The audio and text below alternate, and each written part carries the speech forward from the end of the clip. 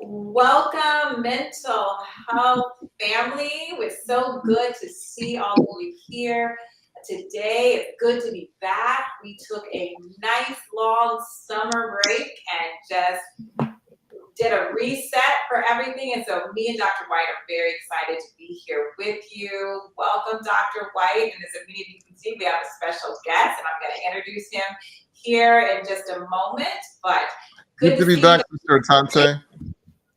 When we had our conversation today, I was like, man, I haven't talked to you like all summer.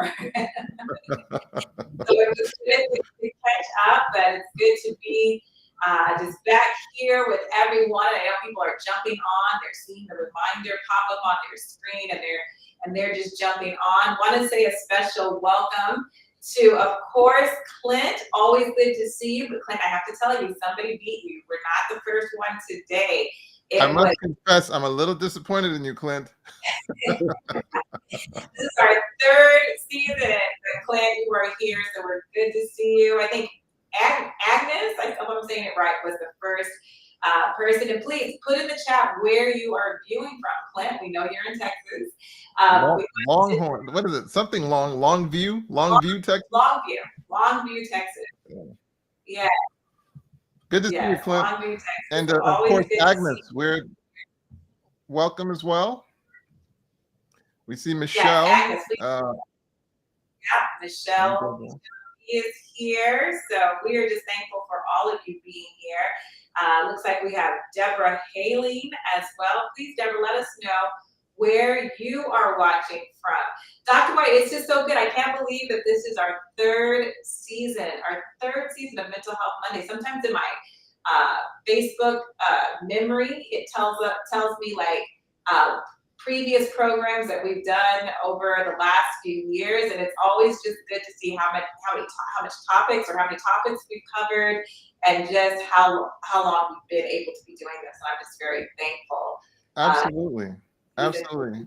When you're watching shows, usually seasons have themes, but one of the things we're intentional about is keeping it somewhat eclectic. I believe was the word that was on the tip of your tongue when we were talking about this, because we want the freedom to be responsive to what the population is being subjected to, and so this is our guest tonight. It represents a topic that you love to talk about, overdating. So I can't wait for us to get into that as well. Yeah, we're going to jump right into that. We actually have someone wanted to say hi to Sharice from Virginia. Welcome to Mental Health Mondays. We have Deborah from Trinidad and Tobago. Welcome, Deborah. Child of God from Georgia.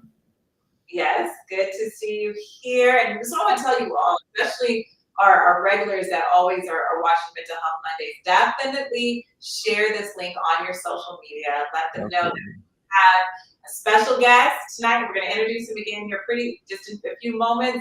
But we are talking about relationships and overdating your spouse. Overdating your spouse. You're not going to want to miss that. Your friends and family who are married are not going to want to meet that. And even I say the singles don't want to miss that, because they need to know and hear the tools that they need to have when they do get into a marriage, to be able to have those tools. So definitely share this link. Want to welcome Smangeli from South Africa. I was messing the name up. Thank you, Dr. Whyte. Yeah, from South Africa. Welcome. Let us know what time it is. I'm thinking it's early in the morning, but let us know what time it is there. Evelyn, welcome. Please let us know where you're watching from, but we are just thrilled to have all of you here. And I want to welcome our special guest. This is Daniel Kinoshita. I hope I said that okay, Daniel. You got it. All right. And he is a friend, used to be colleague, but now a friend of mine from California, from the Bay Area. We worked at the same counseling center. So that is when I was first introduced to his book, Overdate. And so we want to hear so much more about that and the concept and where all of that came from. But you know what?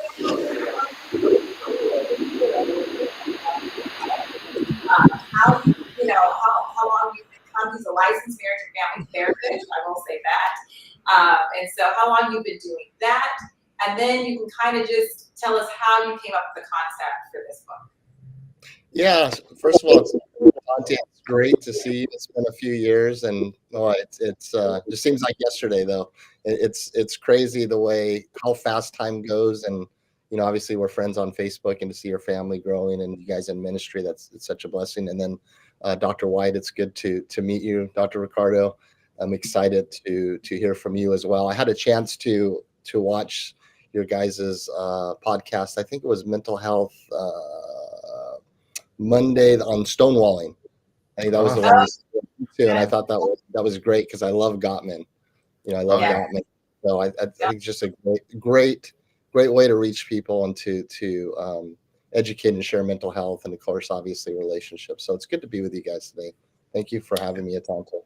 Yeah. So I appreciate it. So a little bit about myself. I'm 55 years old.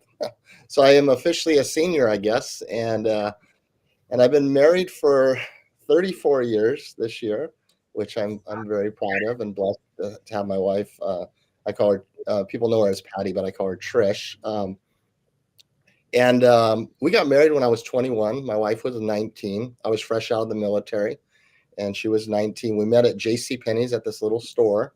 And I had just become a believer at that, or really dedicated my life to Christ at a young age. And we started dating right away. And 8 months later, believe it or not, we got married. We eloped, and we had no idea what we were doing. 21 years old and 19 years old. And we got married. Yeah. Can you believe it? So 34 years we're here. Say that again, Atonte? Yeah, I was going to say congratulations for the 34 years, but a double congratulations that she was 19 and you were 21, did you say? I was 21, correct. She was 19. Yeah. So that was a long time ago. And it's been a journey. You can make it. It's been a journey. And during that time, I really felt the call to ministry. I started working with young people and became a youth pastor, launched into ministry and with the Assemblies of God. So I was with them for about 20 years as a licensed minister and in various positions, youth pastor, associate pastor. And then as we were talking about earlier, a campus pastor for a Christian school for many years. And so enjoyed that time. But I also knew during that time I was doing a lot of pastoral counseling and I loved it. I knew that was something that I was passionate about. So I didn't start my schooling probably till I was like 30 years old. I didn't go back to school and get my bachelor's degree until I was probably 34 years old. It was a criminal justice degree. They didn't have psychology, so I did a criminal justice degree. Then I did my master's degree, and now I'm in a doctoral program. So licensed for about 4 years now, but 20 years of pastoral counseling and but now in therapy full-time in my private practice. Yeah, and I enjoy every single day I go to work. I tell my wife I'm so blessed, and every day I tell them, Dr. Whyte, I tell her, you know how much I love my job? And she's like, yeah, I know. You tell me every day. So I love helping individuals and working with couples is kind of my forte. As far as the book is concerned, Atonte, I have two grown children. I have a 32-year-old daughter. She's 33. Maybe she's 33 now, Danielle, and my son Mark, who's 28.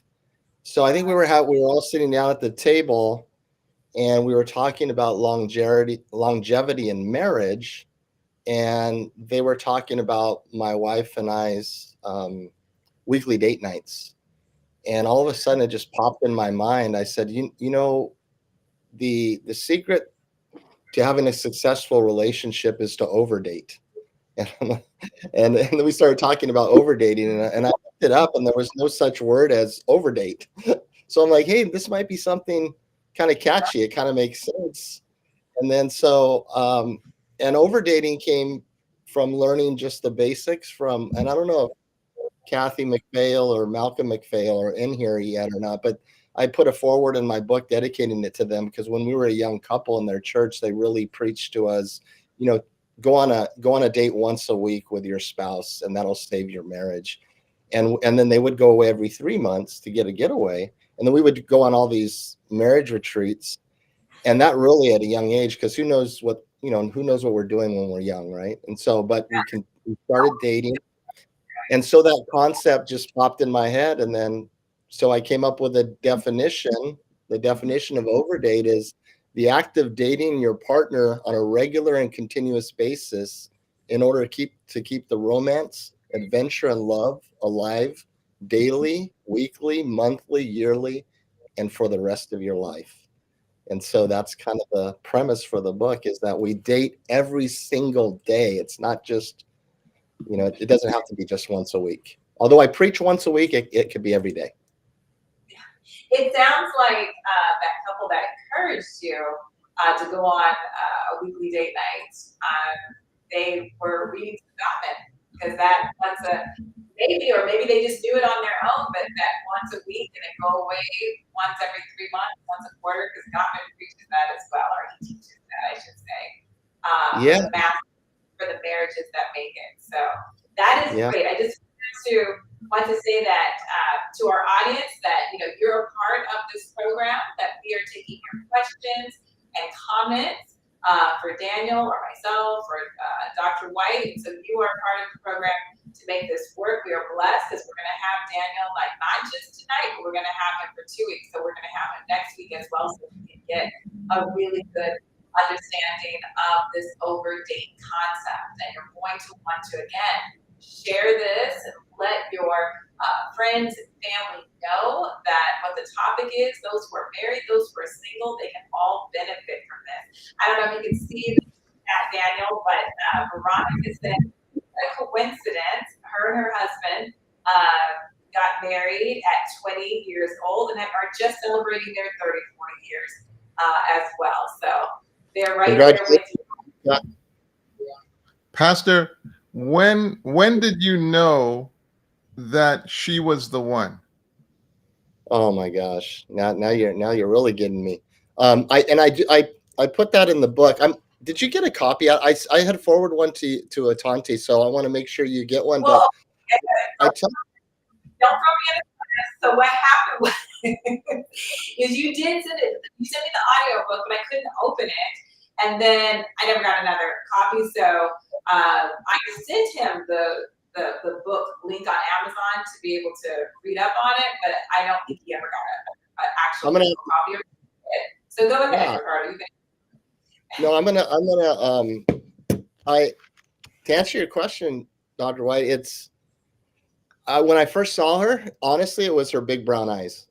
She just had these big, brown, beautiful eyes. Like, I was like, oh my God, and I put that in the book too. It's just like head over heels. And I went home and I told my mom, I'm going to marry this girl. Of course, I'm 21 years old.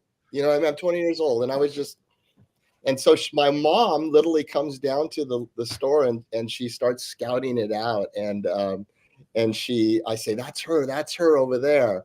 And at the time it was really interesting because she came from an apostolic church. So they were Jesus only church, Pentecostal apostolic church. And so I was from the Assemblies of God. So there was a little bit of challenges with that when we first started dating. But to answer your question I was just enthralled by her beauty, honestly, at first. And that's kind of my point, is like, because it was beauty first, and then of course she was giving me who I feel like I married up. Like, I'm like, who am I to be able to marry this young lady? And she said yes, right? But then and of course she was a Christian, and that was a big plus, because at that point I was kind of just learning to walk, right? I hadn't really I was growing, and she's just a wonderful person. She loves me exactly who I am. I told her I was going into the ministry. That was a big part, Dr. Whyte, was that she was going to support me in ministry as a pastor, because that's what I had asked her. I said, are you willing to do this? Because she came from a family of ministers, and that was kind of how we met. I hope that answers your question, but I can go into it does. I think a love story is just so beautiful, and so of course of course, I want the audience to know that you guys, you're real, you know. Yeah. And then you're probably going to mention this in the book, but you don't get the 34 years without some struggles of some sort. And I was just wondering, is there any struggle that you could share, you know, in this setting? Oh, You know, yeah, that's all. absolutely. And I'm glad you said that, real. I don't know if my buddy Jay is in here or not. I put a shout out to him in the forward as well. And kind of one of his saying was keep it real. So we have the same between us, just keep it real. And that's, the book is really a simple read. It only takes like 30 minutes. And it was my first book. So it's like the first iteration. Hopefully I'll put out more. I have actually an e-course coming out. To answer your question, I always say if it's not broken, don't fix it. If it's working, do more of it. If it's not working, do something else. So we did a lot, Dr. Ricardo, of a lot of things that didn't work. A lot of things that didn't work. And I often, like yourself, when I do premarital counseling, is I'm very real with couples, and I say, you know, there's 1 minute you're madly in love and you're just like, I'll go to the moon and back with you and I'll die for you. And the next minute it's like, I literally have hatred in my heart towards you. That's the flesh and just the reality of relationships. And so a lot of things that we did wrong was basically in the way that we communicated to one another, you know, the way we talked to each other. It wasn't always gentle. You know, there was a lot of harshness. And like I'm sure like your audience knows, you and Atonte have been talking a lot about the four horsemen and gentle startups. And that was one of the challenges that we had early on. I also tell couples a lot of times, so that they know I'm real, I'm not just a talking head when they come into my office, is I've been married for 34 years, but it took a long road, a hard road to get here.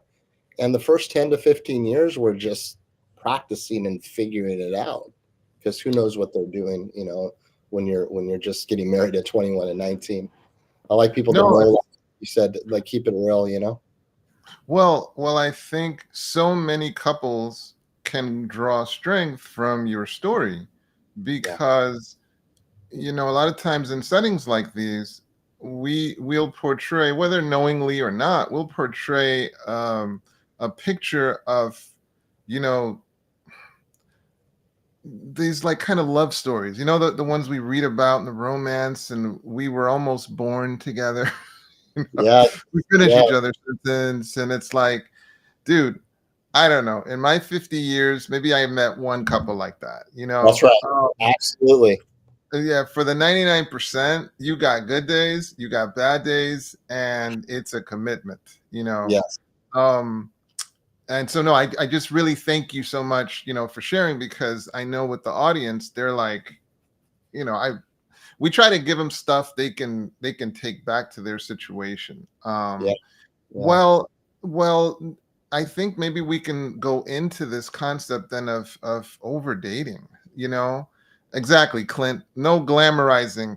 It's something that's just so unglamorous. And you know, that's where the romance really is, though.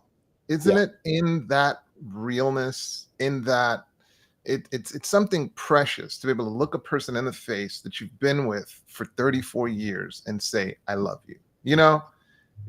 Isn't that that's not glamorous anymore, but it's so beautiful in my humble estimation.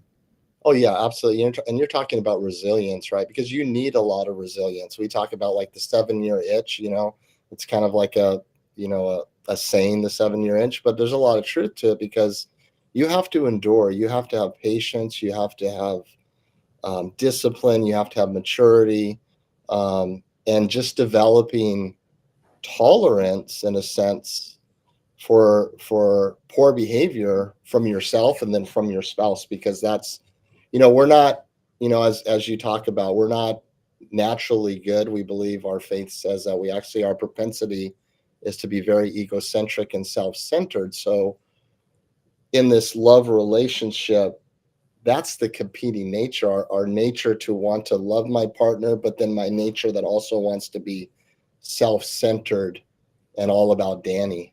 And I don't I'm not concerned with Trish in that moment.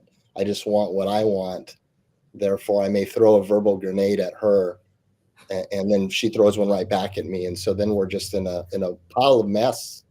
And Absolutely. that happens to couples all the time. Well, it's like it's almost, I like to call that almost like an ambush, because it just comes out of nowhere. Like you didn't even see it coming. Yeah, I like that. Yeah. But we have a question from Deborah Hailing. Deborah, thank you for that question. And Deborah basically wants to know, is it healthy for a married couple to do everything together? And how can spending so much time together affect each individual, or does it? So, Pastor, you're our special guest this evening. So maybe why don't you take the first stab at that? Yeah, well, thank you, Deborah. That's a great question. And so how much is too much closeness, and how much is too much distance, right? So what happens with a lot of couples when they first get together, like all of us, and like I described, head over heels for my wife. I just want to be with them every second, calling them on the phone, texting them, just dating and everything. And so we're obviously super, super close right in the beginning, right? And there's a term that we have in psychology and in marriage and family therapy. We call that, sometimes it can be enmeshment. Maybe one of the older terms that a lot of people understand is codependent.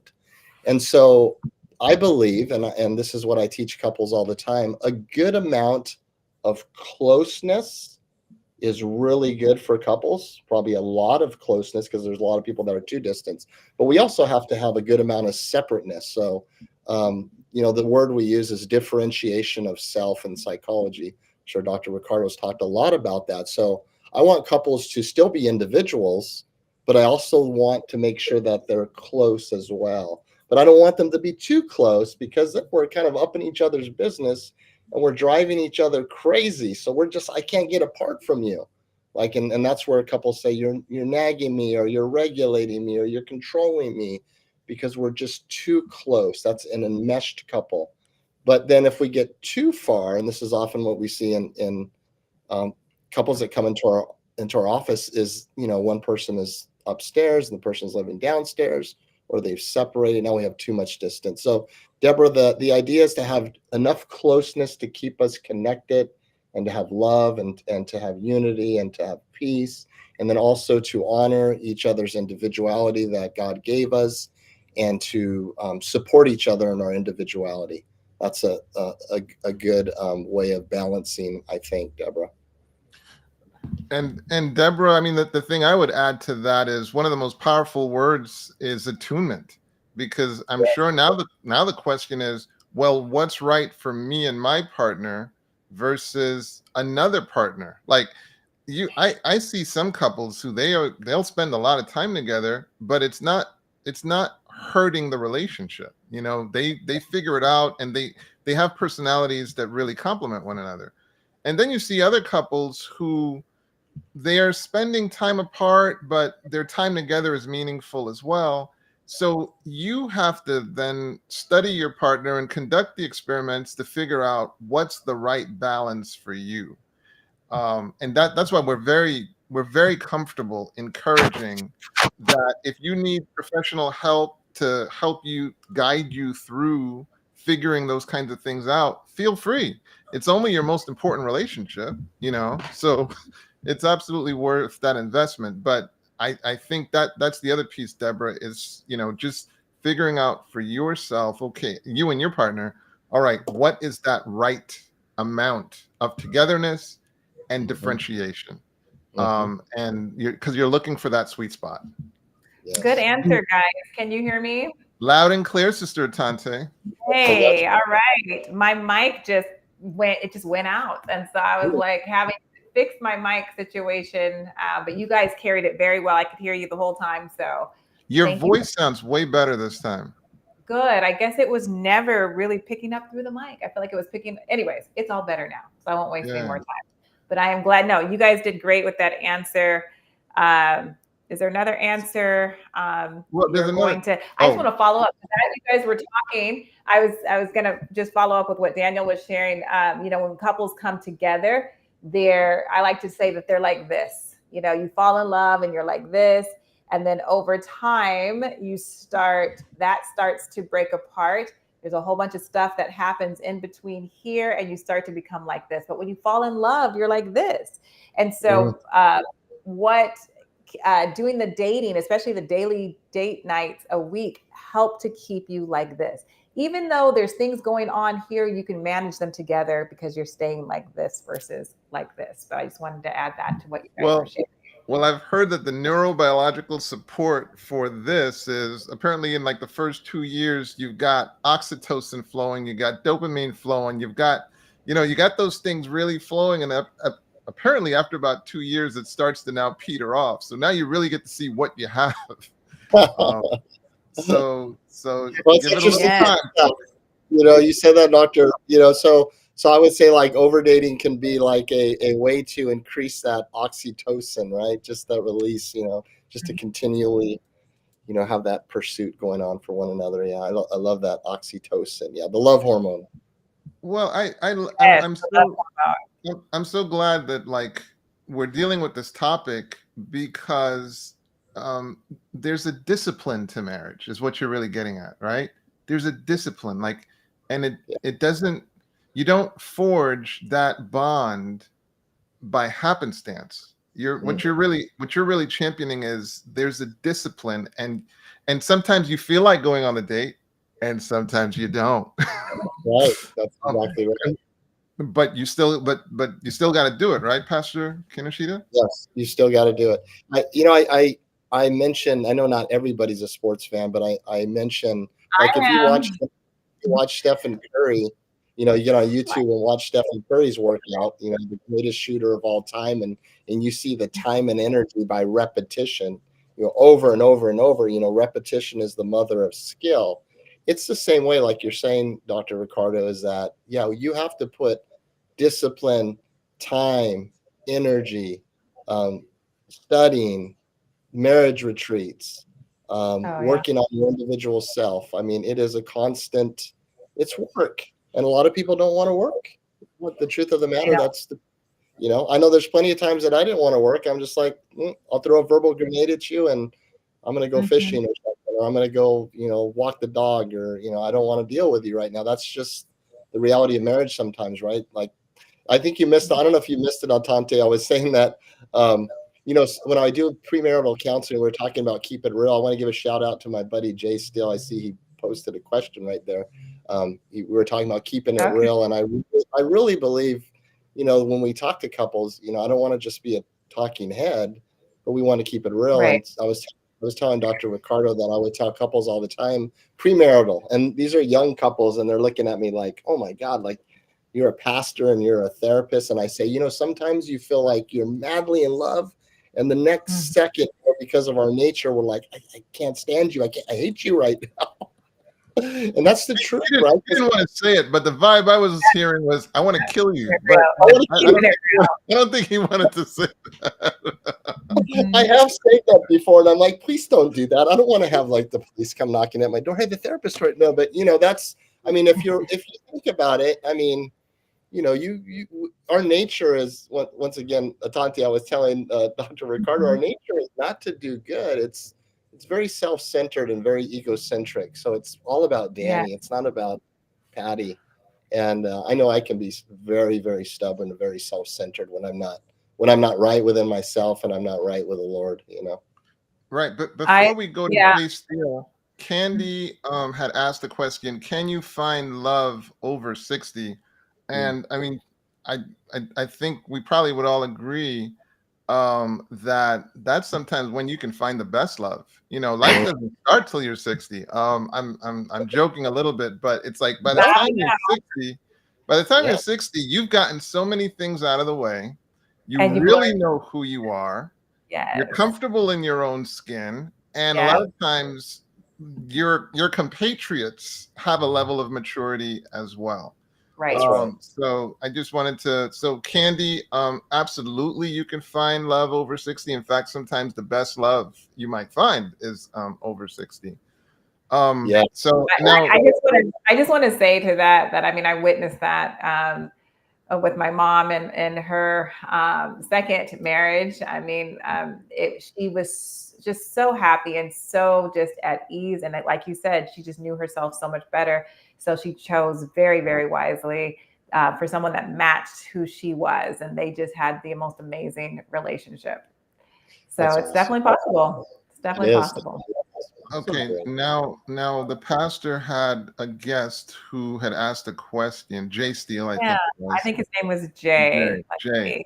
All right, Yeah. and Jay asked the questions. What type of counseling do you offer for startup couples? And do you suggest pre-marriage counseling when you meet new clients seeking marriage? What are your thoughts, Pastor? I'm going to let you guys answer that because Jay is my buddy. So I talk to him quite often. He's the one I was referring to that said, keep it real. So let one of you guys answer that question. So I can say it for myself, Jay, definitely. And I offer, hopefully you guys can hear me. Can you hear me? Can you hear me? Yes, you're loud and clear. You're good. You're good. Okay, good. So yes, Jay, I definitely offer premarital counseling to my couples, and I think that it's so very important. And I always remind them, because I have to be honest, like my husband and I, we've been married for 26 years, and we went to 3 different couples before we got married, but they weren't licensed therapists. So I think it's great to talk to couples that have been married for years and years. You can definitely glean great information from them. But I think it's really important to go and see like a licensed therapist that can really help you figure some things out. But I think it's even more important because after you've already gotten engaged and set a date, like even if you and the therapist together kind of discover some things that you find that, well, maybe we're not the best match together. By that time, it's really difficult to break that off. That would take an extreme amount of maturity to be able to do that. So I think it's even better to go, if you're dating someone and you think like, man, I think I want to get engaged, or I think I might want to be married with them, I think that's the best time to go to pre-marriage counseling, like before you pre-engagement. Pre-engagement. I said pre, but I meant pre-engagement counseling. Don't you love that when people come in and the wedding's booked, all the flights are, they've already put the deposit down. And it's like, well, we just wanted some, premarital counseling. Like, oh yeah, that's no pressure though, right? Right. I can't tell you how beautiful it is to make the determination that, you know what, we're not a fit, like like that's not even a bad thing, as opposed to kids later, financial, intertwinement, and just it is such a wonderful thing to determine beforehand, we're not a fit, no hard feelings, but we're just not a fit. That doesn't mean we can't be friends, but we're just not. That is not a bad thing. I promise you. I like the way you said that, Dr. Ricardo. I don't think I've ever heard it said like that. Such a wonderful thing to find out that we're not a fit. But how true is that, right? Oh my God! Like that would save us. Oh man, it would save so much time, energy, finances to later on just try to put this square peg in a round hole, right? Kids. But I am very, very curious, Pastor. What do you offer premarital, counseling? And what is your plan for like what services do you offer? Yeah, so I use. I'm sure you're familiar with Prepare and Enrich. So are you guys familiar with Prepare and Enrich assessment materials? Yeah, it's a great tool where you can.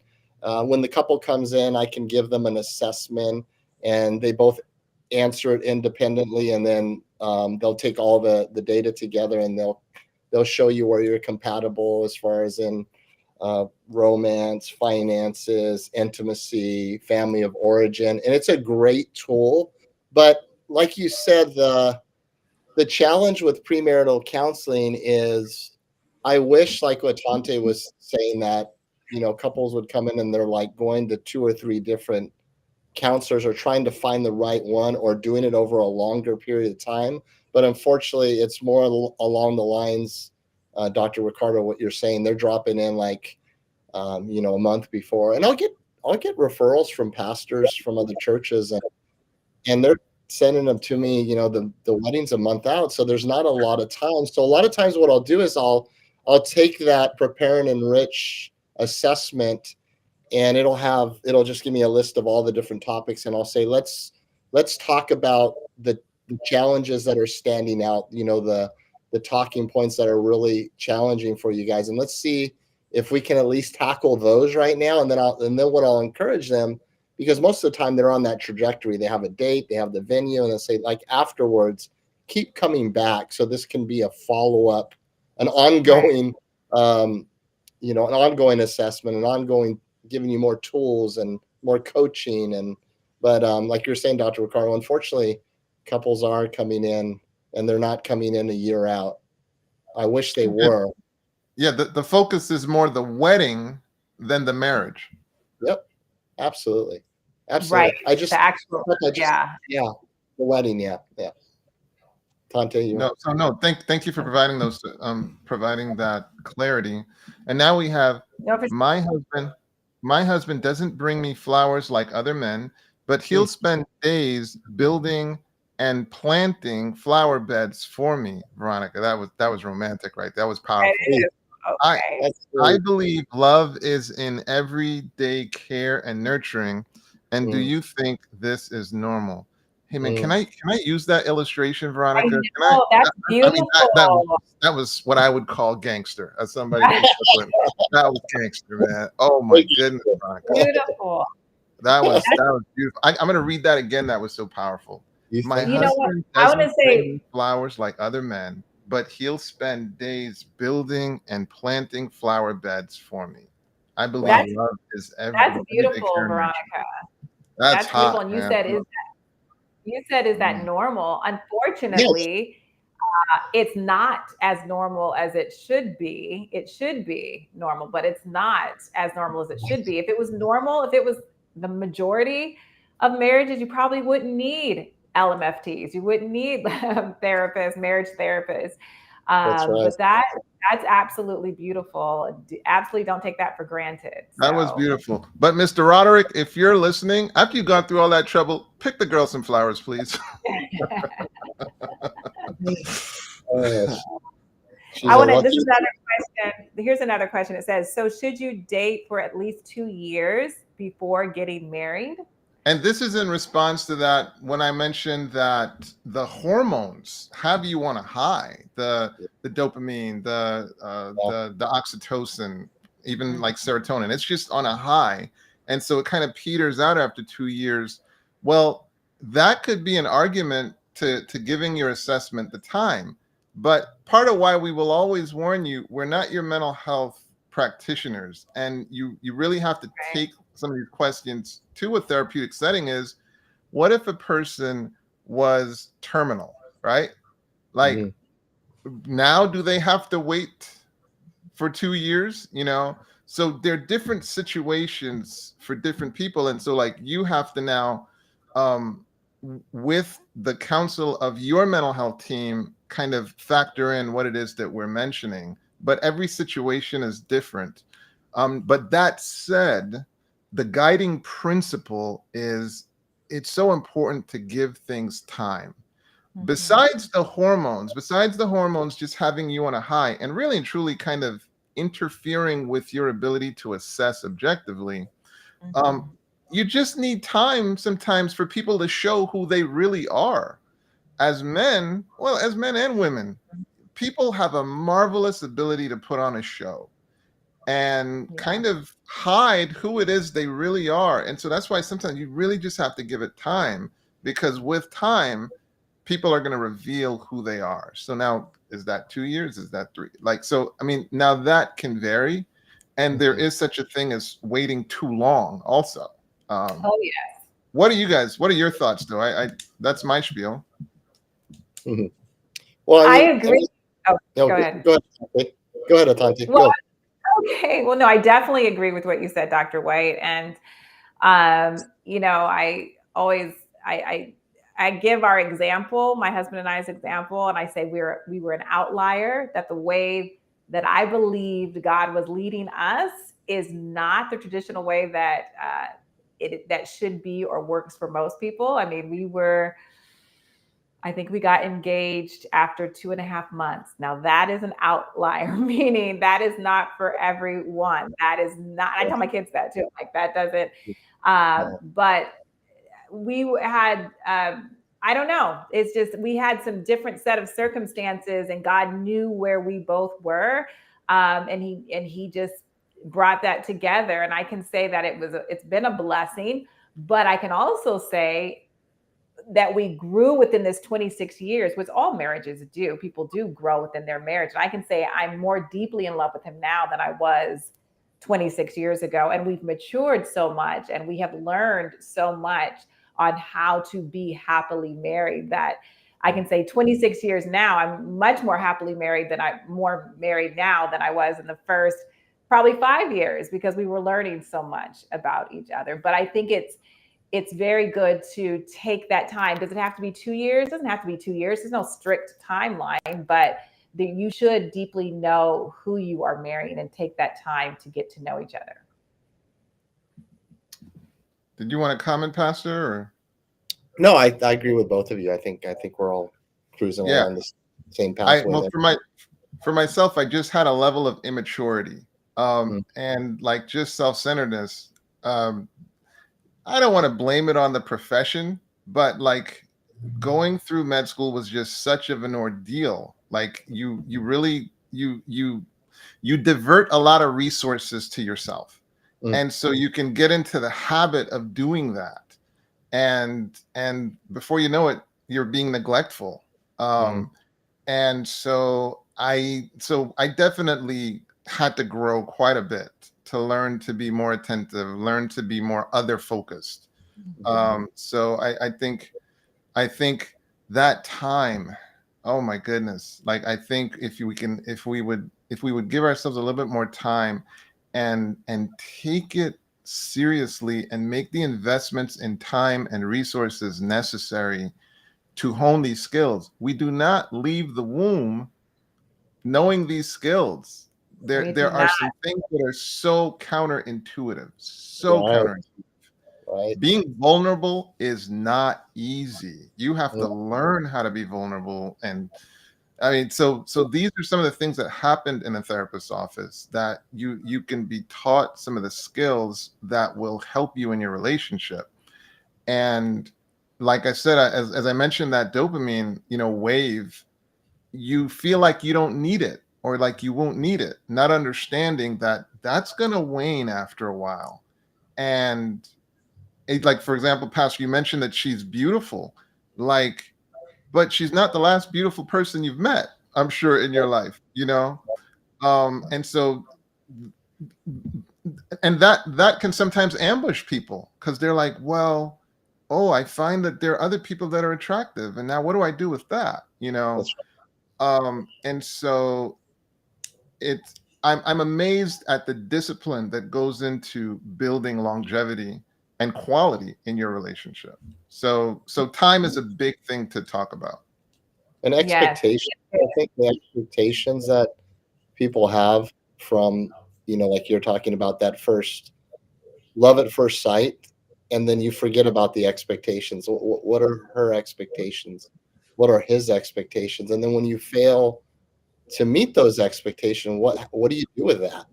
So I think, that's where the time piece and, the good news is now we have a lot of tools and science now, especially with the Gottmans, what you both talk about a lot, and I utilize it too, is, we have a plumb line that we can go back to and say, these are the things that we should work on before we take that dive so that we're not blindsided. I thought, I thought you knew how to do your own laundry.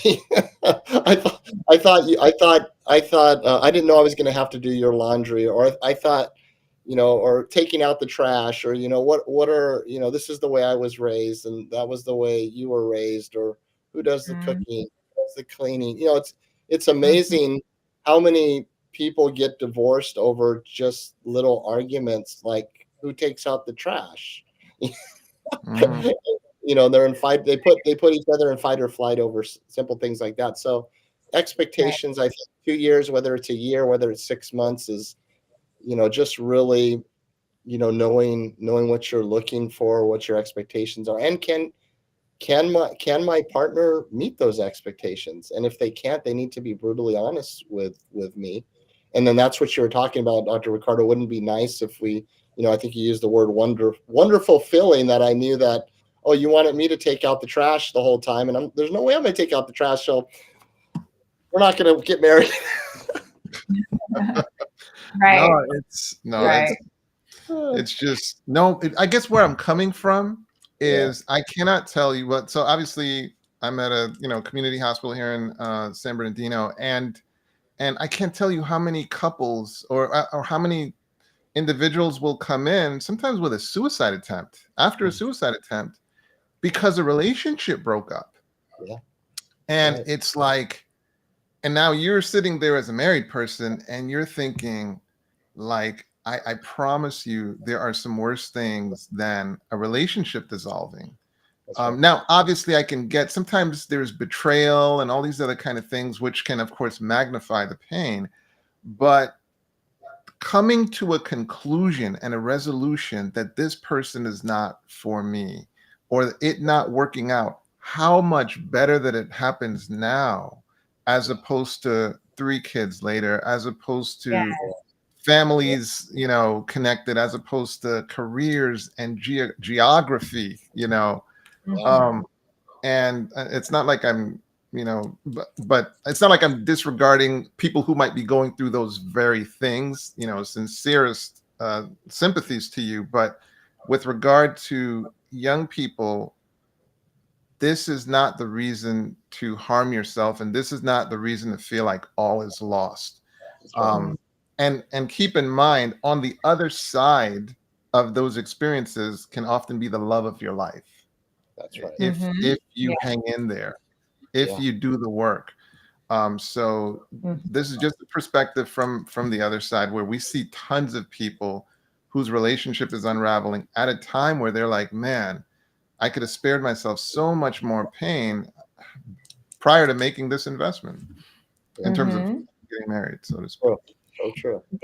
I want to just, we're almost at the end of our hour. I want you to talk a little bit more about your book, and we're going to highlight and let people know where they can get it, and to let you guys know that Daniel is coming back next week, and we're going to take a deeper dive into his book for sure. But your chapter 1 is Overdate, the art of overdating. Can you introduce us to that concept? Yes. The art of overdating really kind of started with couples coming into my office, and we would talk about just one simple thing. We were talking about like keeping it real earlier, Dr. Ricardo, and I would ask people, when's the last time you've been out on a date with your partner? And you'd be surprised to hear some people would say, like, it's been 3 months. It's been 6 months. It's been a year. And then I've had people say it's been 30 years. Wow. It's been 30 years since I dated. And then I would just get into this dialogue with, what's happening with that. I had one couple or one gentleman say, yeah, the last therapist I saw, they said they didn't even believe in dating. I was like, we don't even believe in dating. Like, so I said, so let's talk about this. It's like, I'm talking, let's just say Susie and Johnny, and like, tell me, like, how do you expect to have a good, thriving relationships if you're not connecting together? And they just look at me and they say, well, we just stopped doing it. And I said, and then I kind of take them down this trail, and we just start having an honest conversation. And this is kind of where the whole idea of, people overwork, they overspend, they overdrink, but they don't overdate their spouse. They don't even take that little bit of time to spend with their spouse. I mean, it only takes 2 hours, 3 hours, and these people are working 60 hours a week, and they haven't connected in years. So I introduced this one simple thing. Susie, Johnny, can you spend a half a day and just go out on a date? just one-on-one date. Can you, if that's all you can do between now and our next session, do that. My ultimate goal is that you guys would reconnect and you would fall back in love and do the things that you did when you first fell in love. And that's kind of the whole idea, is like, because when we first fell in love, what, like we started from today, is like, we were spending enormous amounts of time.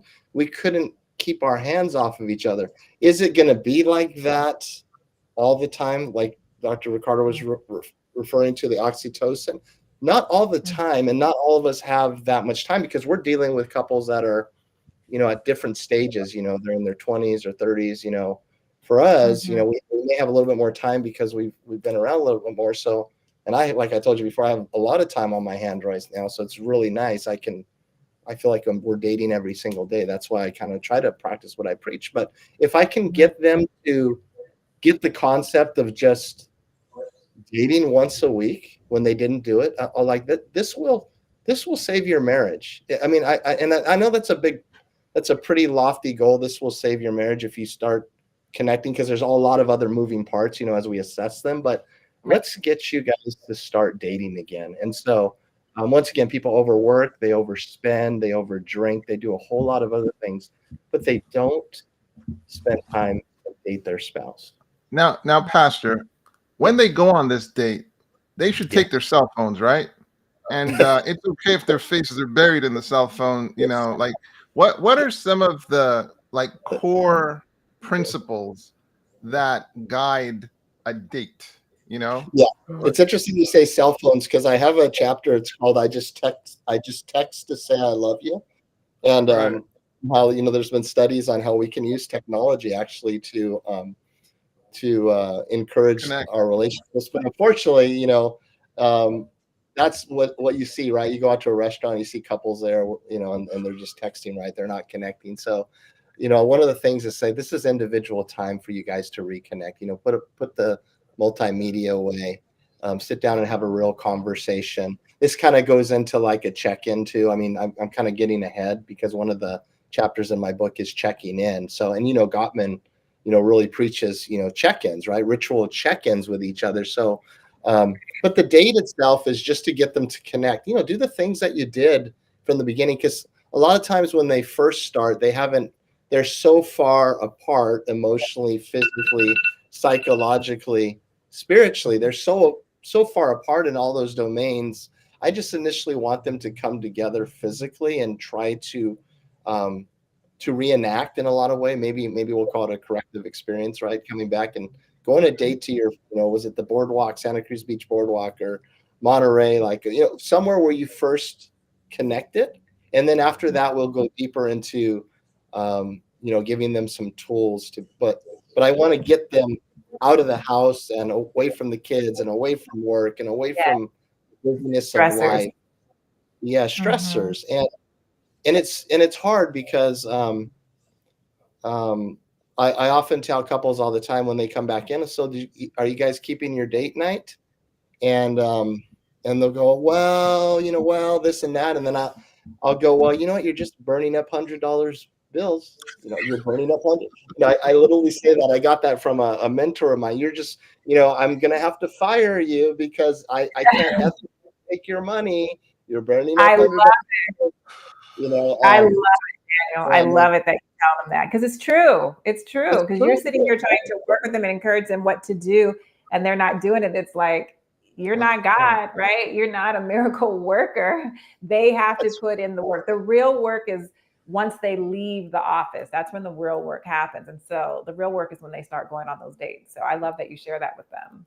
Yeah, it's funny because I always say that too. It's another one of my saying is saying, I feel I'm pretty confident that I'm a competent marriage and family therapist, but I don't walk on water, So some of the things that you're bringing in here, Susie and Johnny, we're throwing up a Hail Mary. I kind of say that up front. This is a Hail Mary because of, we have, addiction, abuse, and adultery, the AAAs. But if you'll come in here and just give the process a chance, and let's just start little, and that's a date. That's what we can do, even if it's sitting in a movie theater watching a movie, because, and this, some of people are coming in pretty dire straits. There's a lot There's a lot of things that are going on. And then sometimes, honestly, a date, and sometimes you can't even, a date isn't, what's the word? It's not prescribed at that time because they're not even there, sometimes at that point. It just depends on the situation. But over dating, basically, to introduce that chapter, I kind of give some metaphors, and there's some stories in there, some anonymous stories about couples that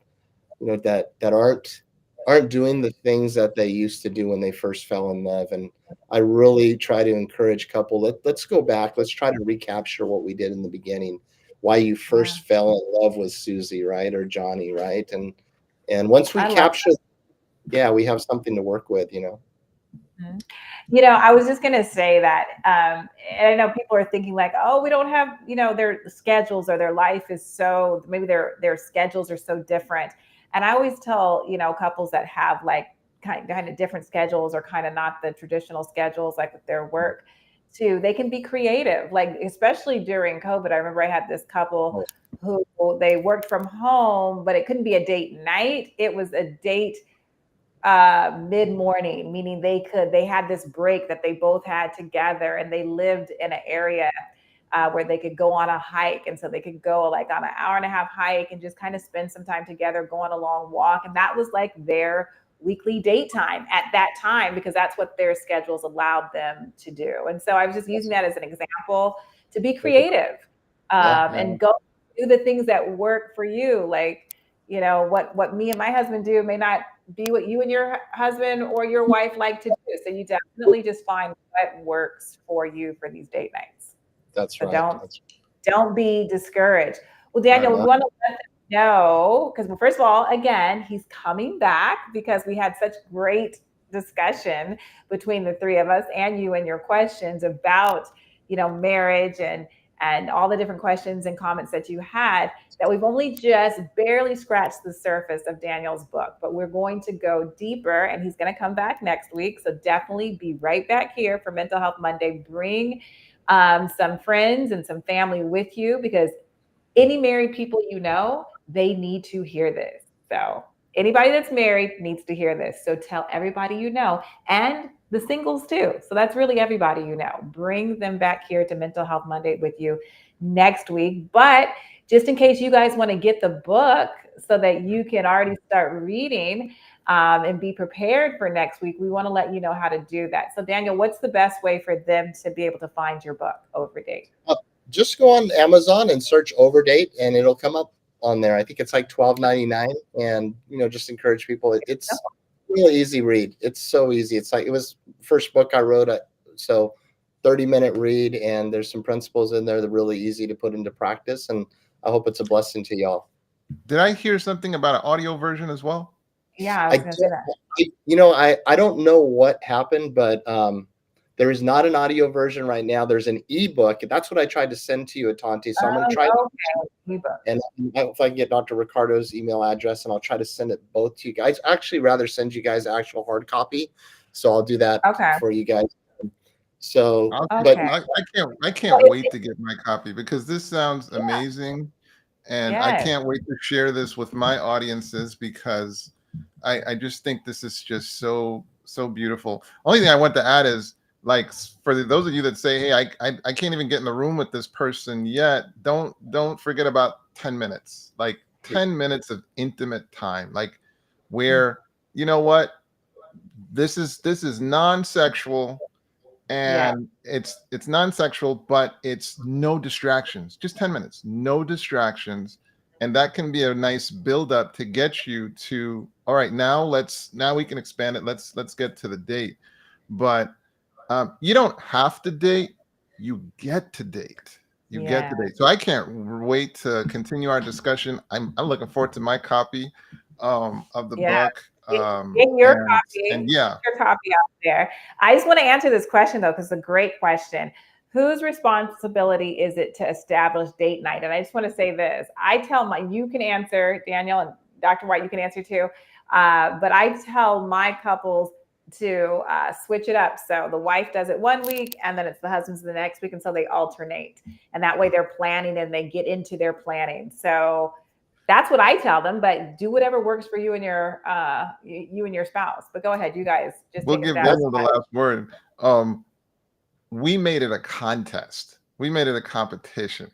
Who could do better? Which was so fun because I would slaughter her, you know. It was so fun. But we made it a contest, and it was really fun to see who could outdo each other, who found the spot that we didn't know anything about. I remember blindfolding her, bringing her back to the apartment, and we made it fun.